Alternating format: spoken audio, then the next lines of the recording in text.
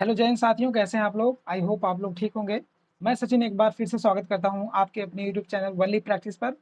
तो ये सीरीज जैसा कि आप जानते हैं सीरीज चल रही है। इस सीरीज का ये तीसरा क्लास है, जो कि आपको मैं एक बार फिर से बता देना चाह रहा हूँ कि ये जो बुक है आपको जो आपके सामने दिख रही है ये लुसेंट की, इस बुक को हम पूरे तरीके से निचोड़ने वाले हैं सब्जेक्ट एंड टॉपिक वाइज। एक बार मैं फिर से कह देना चाह रहा हूँ कि सभी लोग थ्योरी पढ़ने में ध्यान देते हैं, बस प्रैक्टिस कर कोई नहीं करता है, और विदाउट प्रैक्टिस का कोई एग्जाम निकलना पॉसिबल ही नहीं है। तो ये सब मैं पहले वीडियो में बता चुका हूँ। उसमें 7 मिनट का कम से कम इंट्रोडक्शन ही दिया गया है। तो आप लोगों को अगर ज़रा सा भी कन्फ्यूजिंग लगे तो पहला वीडियो जाकर सुन सकते हैं। फिर भी मैं मोटा मोटी बता दे रहा हूँ कि इस सीरीज को चलाने का पर्पज़ यही है कि आप लोगों की प्रैक्टिस ज़्यादा से ज़्यादा करवाई जाए, क्योंकि पढ़ने के लिए तो आप पढ़ते हैं इधर भूल जाते हैं, बट प्रैक्टिस करने से डर लगता है। तो प्रैक्टिस बिना किए पॉसिबल ही नहीं कि एग्ज़ाम निकल जाए। इसीलिए आप ये लूसेंट से रूबरू होंगे सभी लोग। ब्लू वाली से, जो ब्लू वाली लूसेंट है थ्योरी वाली वो, प्लस ये एमसीक्यू वाली, सबके टेबल पे होगा। मगर क्या मजाल है कि किसी ने इसको अच्छे से कंप्लीट किया होगा, किसी को यहाँ तक भी नहीं पता होगा कि इसमें किस टाइप से क्वेश्चन पूछे गए हैं और कौन-कौन सा एग्ज़ाम के लेवल इसमें टच है। इसमें हर टाइप के एग्ज़ाम के लेवल को इसमें पूछा गया है। ज़रा एक बार इसको अध्ययन करके देखिए, इसको प्रैक्टिस करके देखिए, आपको कहीं से कोई ज़रूरत भाई साहब इसमें कम से कम 10 से 15,000 क्वेश्चन हैं। सभी टॉपिक वाइज़ हैं, सभी सब्जेक्ट वाइज़ है और सभी एग्ज़ाम के प्रीवाईक्यू इसमें शामिल हैं। तो इससे बाहर कहाँ से जाएगा? आप 10 से 15,000 क्वेश्चन अगर प्रैक्टिस कर लेते हैं, उससे बाहर से पॉसिबल ही नहीं है। जैसा कि आप जानते हैं कि लेखपाल का जो एग्ज़ाम है, वो आने वाला है। हाई कोर्ट का आरओ का एग्ज़ाम आने वाला है। मेरी बात मानिए, एक बार इस बुक को प्रैक्टिस करके देखिए। इसीलिए मैं इस सीरीज़ को चला रहा हूँ, पूरे बुक को निचोड़ने का काम करूँगा मैं, एग्ज़ाम से पहले तक। बस आप लोगों से रिक्वेस्ट है कि आप लोग वीडियो को ज़्यादा से ज़्यादा शेयर करें और हमें थोड़ा सपोर्ट करें, बाकी हम अपनी पूरी जान झोंक देंगे दोस्तों। ये इस सेशन का तीसरा क्लास है और हिस्ट्री से हमने शुरुआत किया है, तो चलिए शुरू करते हैं बिना समय गँवाए।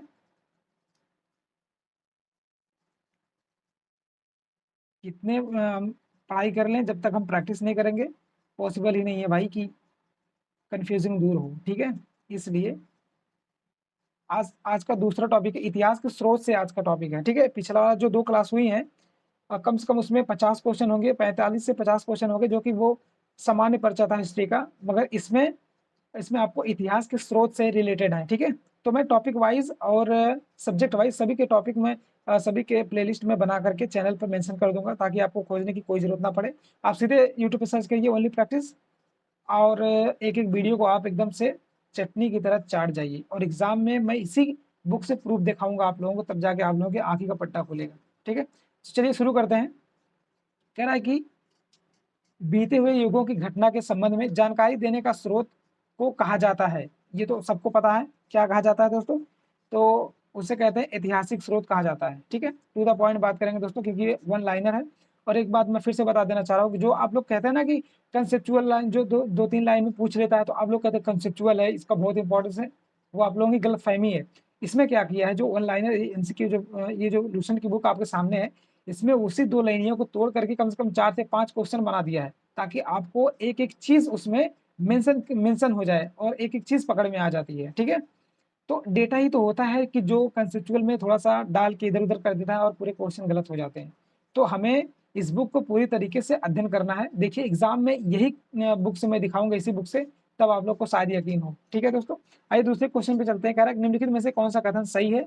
तो आप लोग एक नोटपैड लेकर बैठिए, जो क्वेश्चन आ रहा है अच्छी बात है, जो नहीं आ रहा है उसको नोट करिए, और उसी टॉपिक को अपने नोट्स या बुक से जाकर रिवाइज़ करिए, केवल इसी टॉपिक को। ना कि पूरा हमें पूरा टॉपिक नहीं पढ़ना है, पूरा चैप्टर नहीं पढ़ना, बस टॉपिक वाइज़ पढ़ना है। ये इसीलिए कहता हूँ कि प्रैक्टिस करिए और टॉपिक वाइज़ रिवाइज़ करिए। देखिए बहुत जल्दी आपका कमांड बन जाएगा, ठीक है? तो दूसरे का जवाब हो जाएगा, ऑप्शन नंबर ए हो जाएगा। साहित्य स्रोत की तुलना में पुरातात्विक स्रोत अधिक प्रमाण होते हैं, ठीक है? थर्ड नंबर कह रहा है कि किस वेद में प्राचीन वैदिक युग की संस्कृति के बारे में सूचना दी गई है? एसएससी 1999 में पूछा गया क्वेश्चन है, तो इसका आंसर हो जाएगा ऑप्शन नंबर ए हो जाएगा, ऋग्वेद में दी गई है, ठीक है? इसके आगे चलते हैं 4 नंबर पर। 4 नंबर कह रहा है निम्नलिखित में से कौन-सा ग्रंथ श्रुति ग्रंथ का अंग नहीं माना जाता है? तो आप लोग बताइए इसका आंसर क्या होगा? तो इसका आंसर हो जाएगा ऑप्शन नंबर डी हो जाएगा, पुराण को। पुराण को श्रुति का अंग नहीं माना जाता। 5 नंबर क्वेश्चन कह रहा है कि निम्नलिखित में से कौन-सा ग्रंथ यह दावा करता है, जो उस ग्रंथ में है वह विश्व में है, और जो उस ग्रंथ में नहीं है, वह विश्व में अलभ्य है। ठीक है? तो आप लोग इसका जवाब दीजिए 5 नंबर का। 5th नंबर का जवाब हो जाएगा ऑप्शन नंबर डी हो जाएगा महाभारत। ठीक है, छठे नंबर पे चलते हैं दोस्तों। कह रहा है कि त्रिपिटक धर्म ग्रंथ है, किनसे संबंधित है? जैन से, बौद्ध से, सिखों से या हिंदुओं से? देखिए कितनी बार क्वेश्चन पूछा है, आप लोगों को खुद ही यहाँ पे प्रूफ देने की जरूरत नहीं, आप लोग खुद ही देख सकते हैं। तो आप लोग को पता होगा जो त्रिपिटक है, जो धर्म ग्रंथ है, वो किनसे रिलेटेड है? वो बुद्ध जी से रिलेटेड है। ठीक है, ऑप्शन नंबर बी हो जाएगा। आइए 7 नंबर पे चलते हैं। जातक किसका ग्रंथ है? जो जातक ग्रंथ है वो किसका ग्रंथ है, आप लोग को बताना है। तो इसका आंसर हो जाएगा ऑप्शन नंबर सी हो जाएगा, ये बौद्ध ग्रंथ है। ठीक है, 8 नंबर कह रहा है कि मिलिंद मिलिंद पन्हो, मिलिंद के प्रश्न यानी राजा मिलिंद और किस बौद्ध भिक्षु के मध्य संवाद के रूप में है? तो 8 नंबर का क्वेश्चन आपके सामने रहा, आप लोग जवाब दीजिए।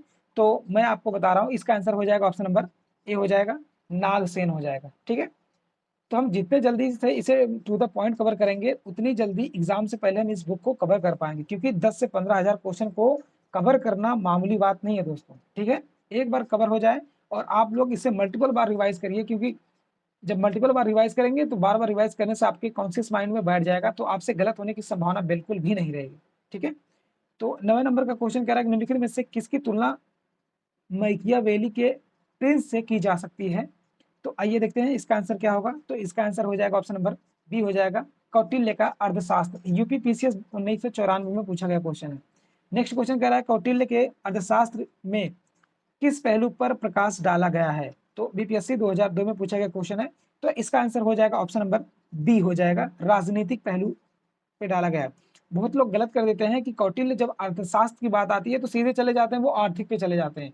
तो यहाँ पर बहुत लोगों का दिमाग गया होगा आर्थिक जीवन पर, ये गलत हो जाएगा। उसमें आर्थिक के साथ साथ राजनीतिक सिद्धांत को भी बात किया गया है। ठीक है, 11 नंबर पे चलते हैं। 11 नंबर क्या कह रहा है? कह रहा है कि कल्हड़ की पुस्तक का क्या नाम है?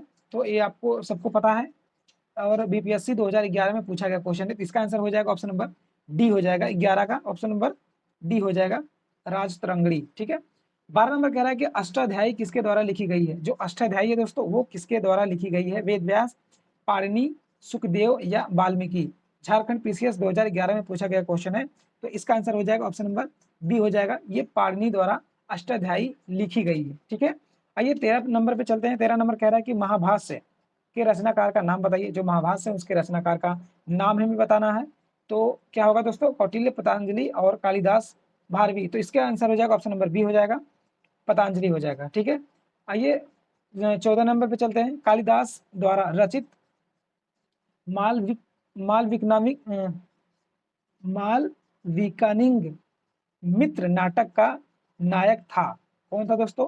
तो 14 नंबर का आंसर आपको बताना है। इसका आंसर हो जाएगा ऑप्शन नंबर सी हो जाएगा, अग्निमित्र। ठीक है, और ये भी यूपी पीसीएस 1998 में पूछा गया क्वेश्चन है। 15 नंबर पे चलते हैं। 15 नंबर कह रहा है कि हर्षचरित किसके द्वारा लिखी गई? जो हर्षचरित है दोस्तों, वो किसके द्वारा लिखी गई है? SSC 2002, BPSC 2005। देखिए कितनी बार ये रिवाइज हुए हैं क्वेश्चन। तो ऐसे क्वेश्चन जब आप पढ़ लेंगे तो इससे बाहर से कहीं कहीं से पूछने वाला नहीं है। ठीक है, तो इसका आंसर हो जाएगा ऑप्शन नंबर बी हो जाएगा, बाण भट्ट हो जाएगा। जो हर्षचरित है वो किसकी रचना है दोस्तों? वो बाण भट्ट की रचना है। ठीक है, आइए आगे चलते हैं। कह रहा है कि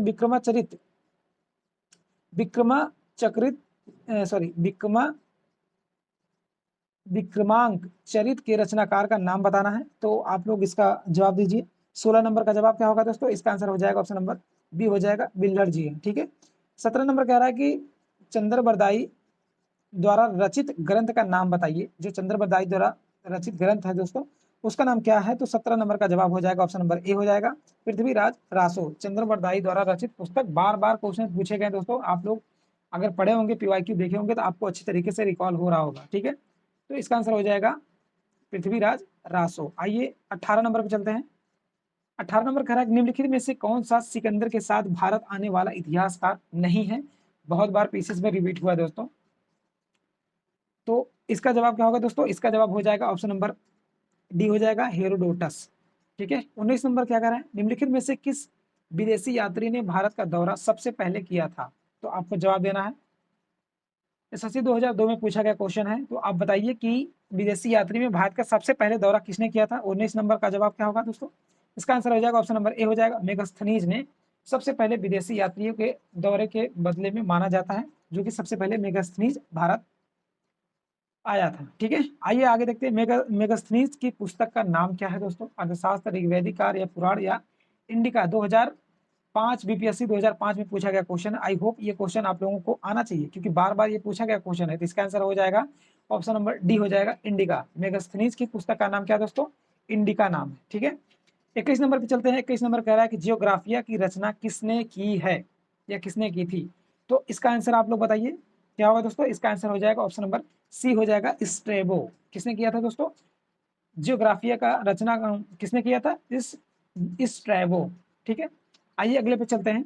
22 नंबर क्वेश्चन, प्लिनी की पुस्तक का नाम क्या है दोस्तों? जो प्लिनी है उनकी पुस्तक का नाम क्या है आप लोग को बताना है, 22 का।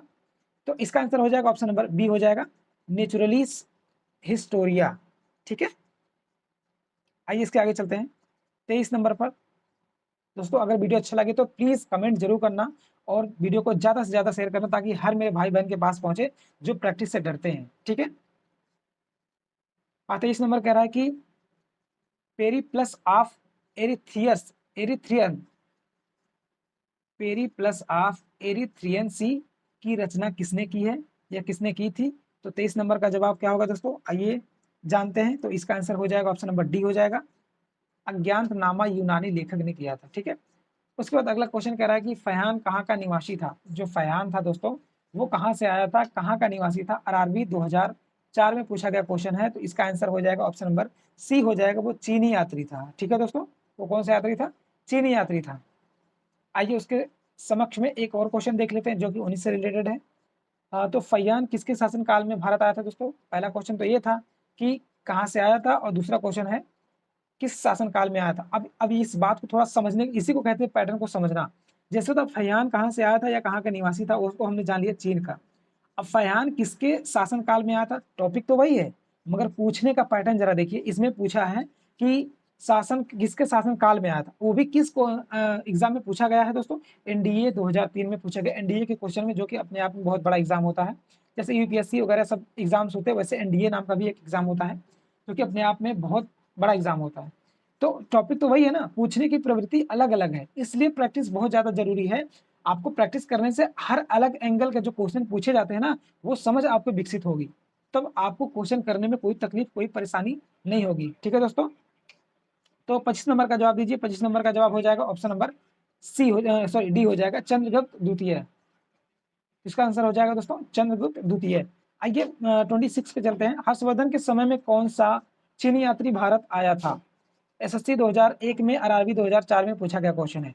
तो आइए 26 नंबर का जवाब देखते हैं क्या होगा। तो इसका आंसर हो जाएगा ऑप्शन नंबर डी हो जाएगा, वेन सांग आया था। ठीक है, हर्षवर्धन के समय में पूछा गया। अच्छा, कौन सा चीनी यात्री आया था? तो दोस्तों हम क्या जवाब देंगे? Hiuen Tsang. वेन सांग बोलते हैं, बट इसका शुद्ध नाम वेन वेन सांग है। मतलब उसमें ताका साइलेंट रहता है, ताका साउंड निकलता बट साइलेंट रहता है। 27 कह रहा है कि 9वीं सदी में भारत आए अरब यात्री सुलेमान ने किस साम्राज्य को रुहमा कहकर संबोधित किया था? तो आप लोग 27 नंबर का जवाब दीजिए। तो इसका आंसर हो जाएगा ऑप्शन नंबर ए हो जाएगा, पाल को उन्होंने क्या किया था? रुहमा करके संबोधित किया था। किसने किसने किया था दोस्तों? सुलेमान यात्री ने। और कहाँ का था? अब इसी में से क्वेश्चन अगर पूछ लिया जाए कि भारत में आए अरबी यात्री का नाम बताइए, जो जो क्या किया, जो पाल को रुहमा कह के संबोधित किया था, तो ये क्वेश्चन ये हो गया, सुलेमान हो गया। तो दूसरा क्वेश्चन ये बन जाएगा कि वह कौन सा अरबी यात्री था जो वह भारत आए अरबी यात्री जो सुलेमान था, वो रुहमा किसको कहकर संबोधित किया था? पाल को कहकर संबोधित किया था। ये हो गया। ठीक है, एक क्वेश्चन ऐसा बन सकता है कि भारत आए यात्री सुलेमान ने पाल को क्या कह के संबोधित किया था? तो रुहमा कह के संबोधित किया था। आप सोचिए, एक लाइन से 3 क्वेश्चन आपको बने कि नहीं बने?